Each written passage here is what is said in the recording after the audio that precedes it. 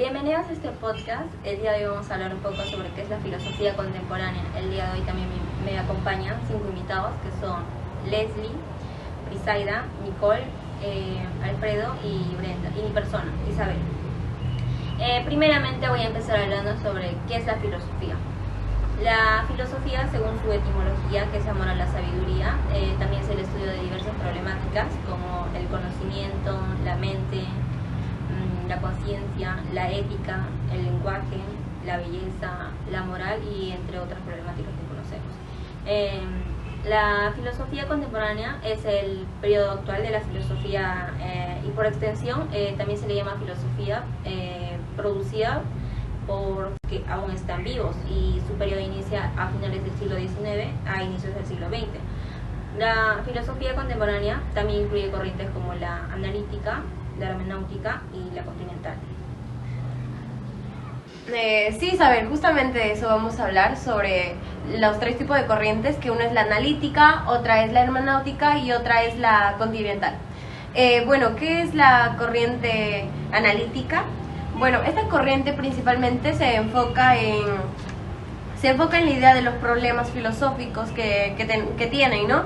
Y que estos justamente se tienen que ser abordados de una manera muy rigurosa, una manera muy sistemática, a través del análisis lógico del lenguaje.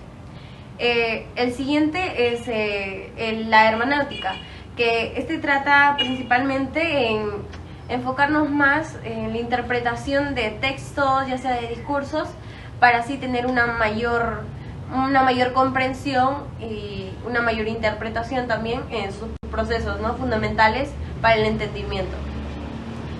Finalmente está la corriente continental, que se enfoca principalmente en una experiencia personal, una experiencia ya sea de problemas sociales, ya sea de problemas culturales, y la exploración de la subjetividad de cada persona y su experiencia en base para la reflexión filosófica. Bueno, y cada una de estas corrientes que nos estás hablando ofrecen un distinto enfoque en la filosofía contemporánea, ¿no? Y juntas conforman riqueza y diversidad en la disciplina filosófica en la actualidad. Ahora que mencionan lo de las corrientes filosóficas, tenemos en cuenta que también son 8 movimientos los que vamos a abordar en este podcast, de movimientos de la filosofía contemporánea. Partamos de cómo inicia la filosofía contemporánea.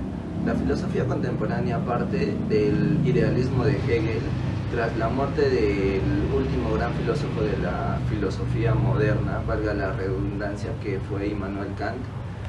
Comenzaríamos con abordar el positivismo fundado por Comte a finales del siglo XIX, que nos dice que el positivismo es un movimiento que se centra en la importancia de la experiencia empírica y la observación de esa misma. Si mal no me equivoco, Comte había dividido el estadio en 3. Sí, Comte dividió la historia en 3 estadios: el estado divino, por así decirlo, el estado metafísico y el estadio positivista o positivo, con el cual partiría para este movimiento llamarlo positivismo. También tenemos el otro movimiento, que es el historicismo y el vitalismo.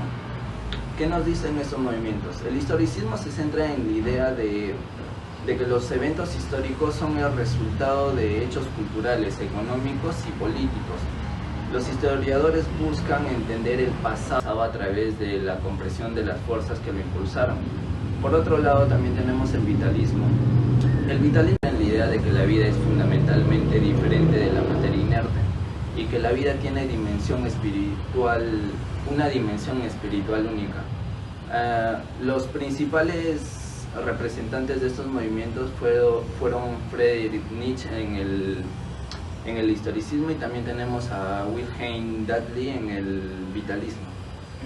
Bien, como siguiente movimiento tenemos al marxismo. Este movimiento, ¿de qué habla, de qué trata o en qué se basa? El movimiento marxista busca una unificación de las comprensiones sociales, ¿no?, y una fundamentación, una visión revolucionaria del cambio social. Está inspirado en innumerables movimientos sociales y políticos a través del mundo de la historia moderna. se centra en la importancia de la lucha de clases y la crítica del capitalismo, ¿no? Los marxistas creen que la explotación económica es la causa fundamental de la opresión y la desigualdad. Algunos filósofos que tenemos acá en el movimiento marxista está como Karl Marx y Friedrich Engels. Luego tenemos el estructuralismo. El movimiento estructuralista propone comprender los fenómenos sociales y culturales desde el interior, reconstruyendo a través de la acción consciente y potencialmente libre de los individuos. Los estructuralistas prefirieron tratar el mundo humano como otro campo cualquiera investigado por las ciencias naturales y descubrir desde el exterior qué relaciones sistemáticas y constantes mediaban entre los fenómenos socioculturales y entre qué límites, a menudo inconscientes, se lleva constreñida la acción de estos individuos. Los estructuralistas creen que las estructuras sociales, lingüísticas y culturales tienen un impacto profundo en la forma en la que pensamos y nos comportamos. Algunos filósofos importantes que influyen en este movimiento estructuralista son Claude Lévi-Strauss y Michel Foucault. Bueno, Leslie, hablando de estructuras, también tenemos al postestructuralismo. El postestructuralismo se centra en la crítica de las estructuras sociales y el poder que se ejerce a través de ellas. Los postestructuralistas solían creer que estas luchas sociales son el resultado de luchas de poder que deben de ser cuestionadas y también transformadas. Algunos filósofos postestructuralistas más importantes han sido Jacques Derrida y Gilles Deleuze. Como siguiente movimiento tenemos a la fenomenología. La fenomenología se centra principalmente en la experiencia subjetiva de la conciencia y también de cómo los seres humanos interactúan en el mundo.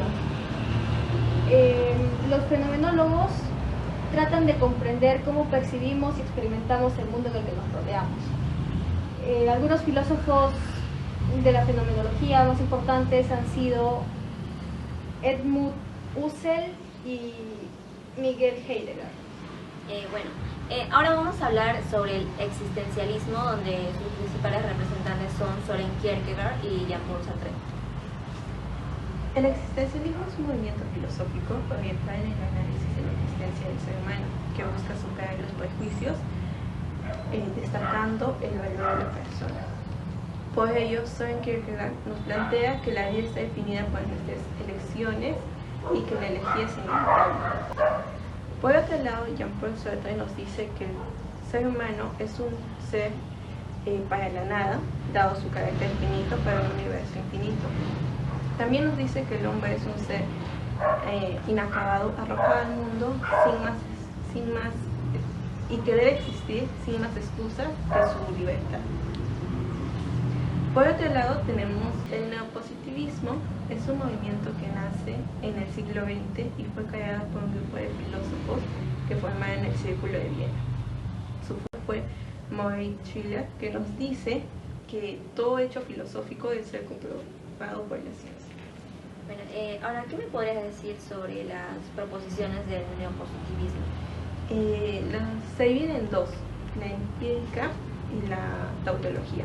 La empírica, que nos habla que nos informa sobre los hechos que suceden en el mundo, y la tautología, que también que analiza otras proposiciones. Bueno, gracias por haber escuchado este podcast y espero que hayan comprendido más sobre el tema y agradecer a ustedes por su tiempo. Nos vemos en una próxima sesión.